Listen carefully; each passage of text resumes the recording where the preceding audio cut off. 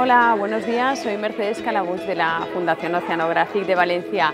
Hoy es un día muy importante para nosotros porque presentamos en el Oceanographic y a los niños el libro de Ona la tiburona. En este libro queremos que los niños lo lean y aprendan a cuidar el medio ambiente, que vean las basuras marinas que están dañando los mares y que están dañando a los peces y que sepan que se puede hacer algo.